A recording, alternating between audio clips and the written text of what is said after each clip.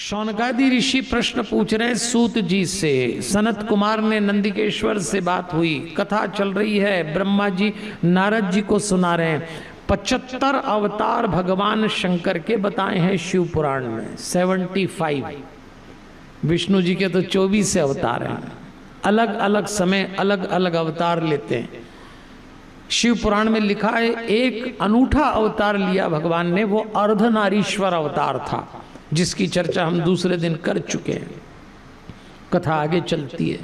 अन्य अवतार आए, ऋषभ अवतार, योगेश्वर अवतार, नंदीश्वर अवतार, काल भैरव, महाकाल, 11 युद्र।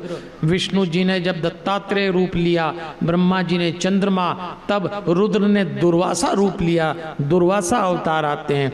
ऐसे अवतार करते करते अब शिव पुराण में ब्रह्मा जी कहते हैं नारद अब एक ऐसे अवतार की चर्चा करेंगे जिसको संसार हनुमत अवतार के नाम से जानता है। अब भगवान शंकर हनुमान जी बन के आ रहे हैं।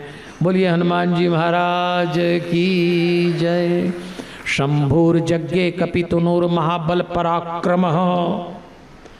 शिव पुराण ने हनुमान जी के लिए एक श्लोक बोला है। शिव जी के अंश से महाबली और पराक्रम युक्त वानर के शरीर वाले हनुमान जी नामक शिव जी उत्पन्न हुए, ऐसा स्पष्ट लिखा है। हनुमान जी नामक शिव उत्पन्न हुए। हनुमान जी महाराज की लीला आप सब जानते हैं, यहां कोई तुलना नहीं हनुमान जी और शंकर जी की, लेकिन दोनों एक हैं। आपने देखा होगा जब आप हनुमान जी को जानने के लिए या तो हनुमान चालीसा पढ़ते हैं, या हनुमान जी को जानने के लिए, हनुमान जी से जुड़ने के लिए सबसे ज़्यादा क्या पढ़ा जाता है? सुंदरकांड। सुंदरकांड आप लोगों ने भी पढ़ा होगा, उसका नाम ही सुंदर है। तो कई बार लोग पूछते हैं तुलसीदास जी ने सुंदरकांड का नाम सुंदर क्यों रखा? भाई लंका कांड का नाम लंका रखा तो समझ में आता है, अयोध्या कांड का नाम, बाल कांड का नाम, अरण्य का, किष्किंधा का, अचानक सुंदर क्यों रखा? तो एक तो तुलसीदास जी कहते हैं हनुमान जी बहुत सुंदर हैं। आप हनुमान जी को केवल पत्थर पे सिंदूर लपेटी हुई मूर्ति मानने की भूल मत करना। और हनुमान जी ब्रह्मचारी बहुत सुंदर हैं। हनुमान चालीसा में तो 2 चौपाई तुलसीदास जी ने हनुमान जी के सौंदर्य को ही अर्पित कर दिए। कंचन बरण विराज सुवेशा, सोने जैसी सुगंधित देह है, कानन कुंडल कुंचित केशा, कानों में कुंडल पहने हुए, घुंघराले बाल है, गले में मालाएं वैजंती की, हाथ में ध्वजा वज्र है। ये हमारे हनुमान जी का श्रृंगार है। हमारे हनुमान जी के श्रृंगार और सौंदर्य के लिए एक शायर ने बहुत ही प्यारा शेर लिखा है, मुझे तो बहुत पसंद है, आपको भी अच्छा लगेगा।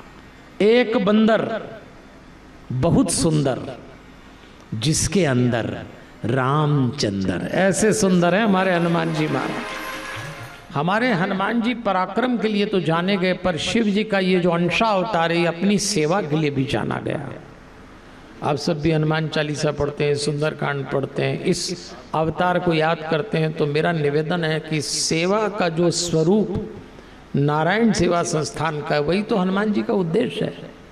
दिव्यांगों की निःशुल्क ऑपरेशन, लेबोरेटरी जांच, इतनी बढ़िया जानकारी महिम जैन साहब रोज देते हैं। तो मेरा आपसे अनुरोध है, कम से कम 31 अगस्त और 1 सितंबर को जो हमारे दिव्यांग भाई बहन बच्चों का विवाह समारोह हो रहा है, उसमें बढ़ चढ़कर भाग लीजिए, जो आपकी क्षमता हो। लेकिन ये सचमुच ईश सेवा होगी, ये मनुष्य सेवा नहीं होगी। तो मेरा अनुरोध रहता है, मेरा काम है, मेरा दायित्व मैं आपको याद दिलाऊं। धीरे धीरे कथा आगे चलती है। अब पिपलाद अवतार की कथा आती है। देवियों और सज्जनों, पिपलाद अवतार की कथा से आगे अन्य अवतारों की कथा आती है। और अब एक किरात अवतार की कथा आती है कि पांडवों को जब वनवास जाना पड़ा तो भगवान कृष्ण पांडवों के पास पहुंचे, उनको परेशान देखा। तभी की बात है जब उस बटलोई में एक साग का टुकड़ा खा के भगवान ने 10,000 ऋषि मुनियों को तृप्त किया, वो तभी की बात है। तो भगवान ने अर्जुन से कहा, अर्जुन तुम तपस्या करो, शिव जी को प्रसन्न करो, उनसे वरदान प्राप्त करो, तभी तुम कौरवों से लड़ पाओगे। अर्जुन ने तपस्या की और जब अर्जुन तपस्या करता है इंद्रकील पर्वत पर जाकर, तो शिव जी ने परीक्षा ली। मूक नामक एक दैत्य शूकर बन के आया, शिव जी किरात बनकर आए। किरात मतलब शिकारी। इधर शिव जी ने भी तीर चलाया, इधर अर्जुन ने भी तीर चलाया। उस शूकर को तीर लगा, वो गिरा, तो शिकारी ने कहा मेरा है, अर्जुन ने कहा मेरा है, दोनों भिड़ गए। लेकिन वो शिव थे, उन्होंने अर्जुन की परीक्षा ली और उन्होंने अर्जुन को पाशुपत शस्त्र दिया। आज हम भी ये समझ लें कि वनवास का मतलब तपस्वी जीवन। आज हम लोगों के जीवन में सारे सुख हैं, लेकिन जरा सा कोई सुख इधर उधर हो जाए आदमी बावला हो जाता है। सबके घर में पंखे एसी लगे, लाइट गई और अगर एसी पंखा गया ऐसे हो जाते हैं जैसे प्राण निकल रहे हैं। अभी 13वां हो रहा है, ऐसा कुछ तो ऐसे हो जाए, कुछ करो कुछ करो कुछ करो। इतना सा सुख अनुपस्थित हो जाए सब बेचैन हो जाते हैं। सब सुख के साथ तप भी होना चाहिए। हर मनुष्य के जीवन में थोड़ी देर के लिए वनवास होना ही चाहिए। वनवास का मतलब एक तपस्वी जीवन, एक विपरीत जीवन, एक संकट का जीवन, एक कठिन जीवन जिसमें थोड़ा संघर्ष हो। हम लोग बहुत कंफर्टेबल हो गए हैं आजकल, सब अपने कंफर्ट जोन में, कोई दिक्कत तो उठाना ही नहीं चाहता। बिल्कुल सब सुविधा मिले। और ये जो बच्चे आज पाले जा रहे हैं इनको तो माँ बाप इतना सुख देते हैं आजकल।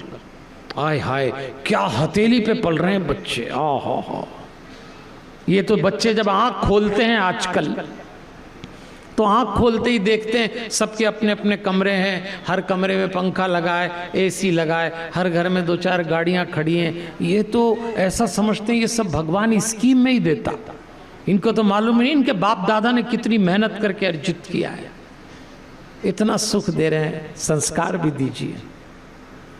मैं कई घरों में देखता हूँ आज भी बच्चे जब बड़े होते हैं, ख़ासतौर पे लड़के, न उनको चाय बनाना आती है, न उनको उठ के पानी पीना आता है, न उनको झाड़ू लगाना आती। अब तो घरों में बच्चे सुबह उठने के बाद अपना बिस्तर भी खुद नहीं उठाते।